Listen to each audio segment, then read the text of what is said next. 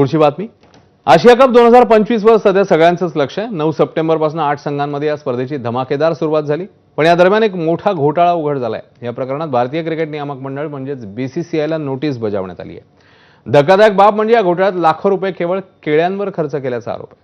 नेमकं काय घडलंय बघूया। क्रिकेटपटूंनी खाल्ली 35 लाखांची केळी, बीसीसीआयला हायकोर्टाची नोटीस। आशिया कप 2025 ला सुरुवात झाली, पण या दरम्यान एक मोठा घोटाळा उघडकीस आला। भारतीय क्रिकेट नियामक मंडळ म्हणजेच बीसीसीआयला उत्तराखंड उच्च न्यायालयानं तब्बल 12 कोटी रुपयांच्या गैरव्यवहार प्रकरणी नोटीस बजावली। बीसीसीआयनं उत्तराखंड क्रिकेट असोसिएशनला दिलेल्या निधीचा मोठ्या प्रमाणात दुरुपयोग झाल्याचं उघड झाल्याचं टाइम्स ऑफ इंडियानं आपल्या अहवालात म्हटलंय। दरम्यान हे प्रकरण आहे तरी काय, आपण पाहूया। उत्तराखंड क्रिकेट असोसिएशनच्या ऑडिट अहवालानुसार इव्हेंट मॅनेजमेंटसाठी तब्बल 6.4 कोटी रुपये खर्च करण्यात आले।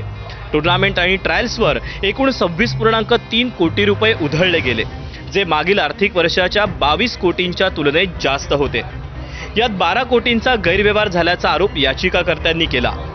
यामध्ये 35 लाख रुपये हे केळी खरेदीवर खर्च झाल्याचं नमूद करण्यात आलं। उत्तराखंड क्रिकेट असोसिएशननं खाण्यापिण्याच्या खर्चाच्या नावाखाली कोट्यवधी रुपयांचा घोटाळा केल्याचा आरोप याचिकाकर्त्यांनी केला। खरं तर उत्तराखंड क्रिकेट बोर्ड आणि बाद हे तसं जुनं समीकरण आहे। 2022 मध्ये खेळाडूंना 12 महिन्यांच्या काळात सरासरी दररोज केवळ 100 रुपये दिले जात होते, जे राज्यातील किमान वेतनापेक्षा कमी होते। उत्तराखंड संघातील खेळाडूंनी मानसिक आणि शारीरिक शोषणाचेही आरोप केले होते। याशिवाय उत्तराखंड क्रिकेट असोसिएशननं अनेक अधिकाऱ्यांच्या नियुक्त्यांमध्ये प्रचंड गैरव्यवहार केल्याचाही आरोप आहे।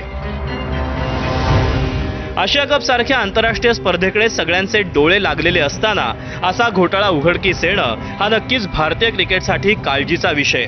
केळ्यांसारख्या किरकोळ बाबींवर कोट्यवधी रुपयांचा उधळपट्टी केल्याच्या आरोपांमुळे बीसीसीआयची प्रतिमा डागाळली आहे।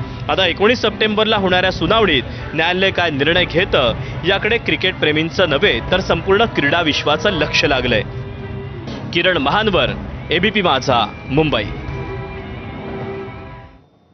बातमीसोबत एक छोटासा ब्रेक, पुन्हा एकदा लगेच परत येतोय। पाहत राहा एबीपी माझा।